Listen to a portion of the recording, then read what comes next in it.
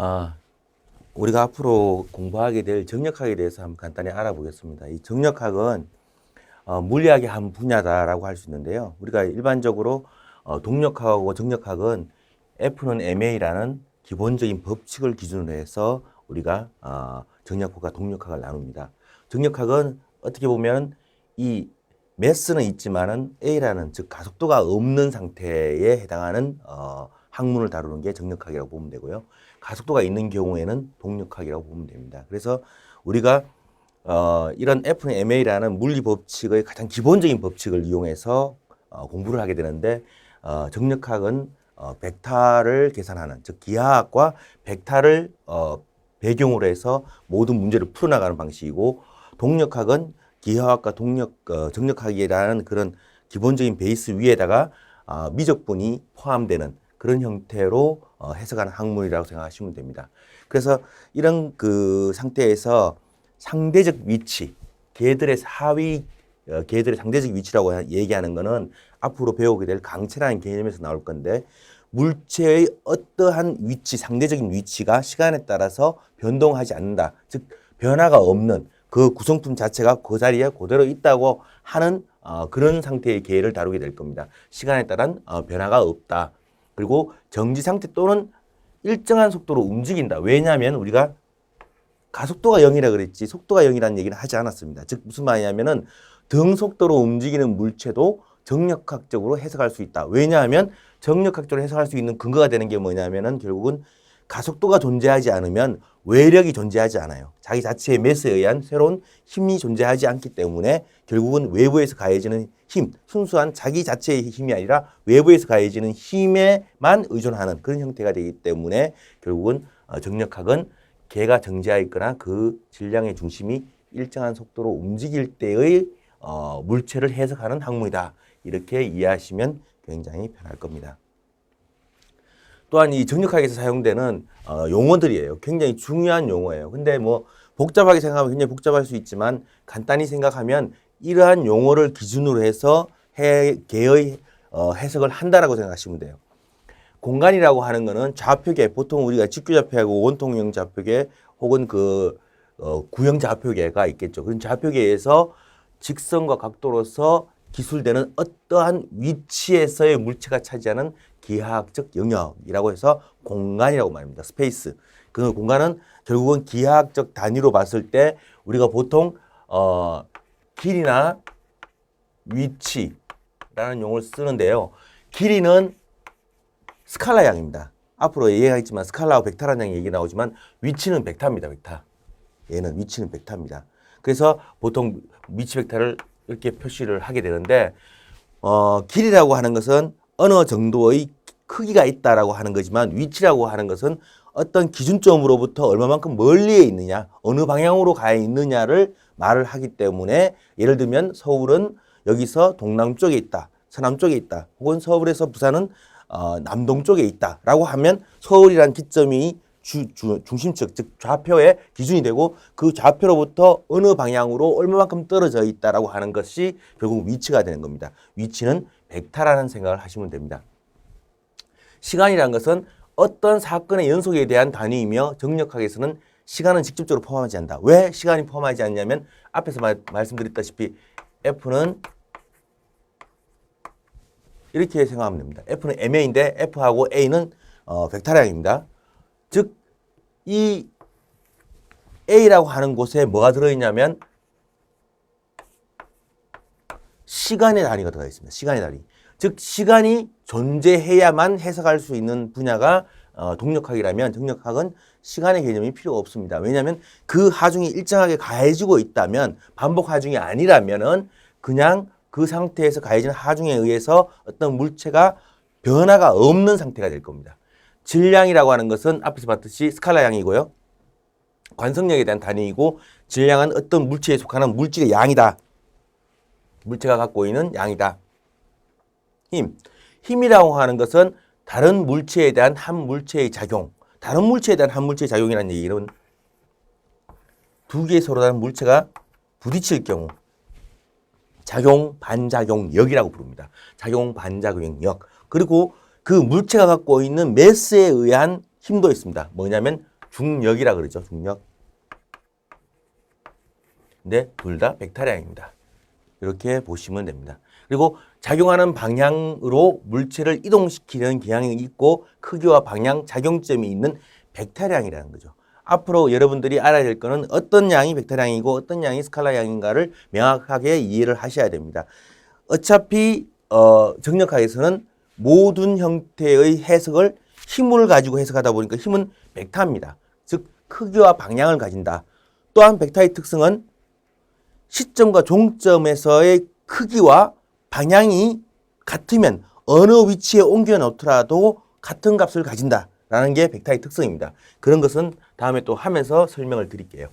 이러한 기본적인 이해를 갖고 문제를 접근하면 되고요. 굉장히 중요한 용어가 나왔어요. 질점, 강체, 뉴턴의 1, 2, 3 법칙, 벡터와 스칼라, 힘과 모멘트. 이게 다 정력학에서 우리가 다루고 있는 가장 중요한 내용. 요것만 알면 됩니다. 요것만 알면 다 이해하고 해석할 수 있다라는 생각을 가지면 돼요. 그래서 질점이라고 하는 것은 파티클이라고 하는 거는 예를 들어 가지고 이 우주를 기점으로 봤을 때 지구는 태양에 비하면 엄청나게 작습니다. 그러면 지구를 우주 관점에서 봤을 때는 하나의 점으로 보면 됩니다. 질량을 갖고 있는 점. 그렇게 이해할 수 있는 것. 그렇게 상대적으로 굉장히 작고 한 곳에서 모든 질량을 갖고 있고 최적은 없는 형태를 보통 우리가 파티클 질점이라 하는데 크기는 없고 질량만 있는 물체. 그래서 점의 질량으로 점 질량으로 간주할 수 있으며 가끔 질점은 물체의 미세 요소로서 선택이 된다. 나중에 계산할 때 이런 방법을 많이 씁니다. 강체는 물체의 질량도 있고 최적도 있다는 겁니다. 물체 내의 상대적인 위치 변형이 무시할 정도로 작을 때 그 물체를 강체로 규정한다는 이게 무슨 말이냐면 보통 우리가 물체에 힘을 가하면 물체가 변형이 일어나요. 근데 그 변형이 아예 없다라고 가정한 겁니다. 왜냐하면 전체 크기 변동에 비하면 이 물체의 작은 위치 변화는 사실 고려하지 않아도 그 계산 결과에 영향을 미치지 않을 경우에 우리가 그런 걸 강체라 해서 리지드 바디, 굉장히 단단한 물체라고 얘기하는 거죠. 정력학은 변형 상태에 놓인 강체에 작용한 외력을 계산한 것을 주로 하고 있다. 이렇게 생각하면 되고요. 뉴턴의 1법칙, 2법칙, 뉴턴은 F는 ma라는 뉴턴의 1법칙, 작용, 반작용, 그리고 힘과 가속도의 관계. 이런 그러니까 1법칙은 관성의 법칙. 우리가 보통 관성이라 그래요. 1법칙은 관성의 법칙, 2법칙은 F는 ma라고 해서 힘과 가속도의 관계를 얘기하는 법칙이고요. 3법칙은 작용, 반작용. 작용, 반작용. 작용, 반작용에 대한 얘기를 하는 법칙입니다. 뉴턴의 1, 2, 3법칙은 지금 우리가 살고 있는 이 물리계에서 가장 기본적인 법칙이 돼요. 굉장히 편한 관성, 힘과 가속도, 그리고 작용, 반작용. 이거는 여러분들이 앞으로 굉장히 많은 내용들을 해석하면서 사실은 우리가 하는 것은 힘과 가속도라든가 이런 것도 없어요. 관성도 별로 안 하고요. 작용, 반작용 정도만 이용한다고 생각하시면 돼요. 왜냐하면 힘은 항상 한쪽에서 주는 것이 아니라 어떠한 물체 내부를 우리가 임의선으로 잘랐다고 생각할 때 그 내부의 힘들은 작용, 반작용으로 연결되어 있다라고 하는 내용들이에요. 그리고 벡터와 스칼라. 벡터와 스칼라는 간단해요. 스칼라라고 하는 것은 시간과 같이 혹은 시간, 길이 이와 같이 어떤 방향성이 없고 절대 크기만 존재하는 것을 스칼라라고 그래요. 그렇지만 벡터라는 크기와 방향이 존재합니다. 벡터는 크기와 방향. 그래서 우리가 위치라고 얘기하는 것은 아까 말씀드렸다시피 여기 기준점으로부터 얼마만큼 멀리 어느 방향으로 떨어져 있냐고 물을 때는 그 벡터가 되는 거고요. 물체의 이 길이가 얼마냐라고 물어본다면 그거는 스칼라 양입니다. 단순한 절대값이라고 보면 돼요.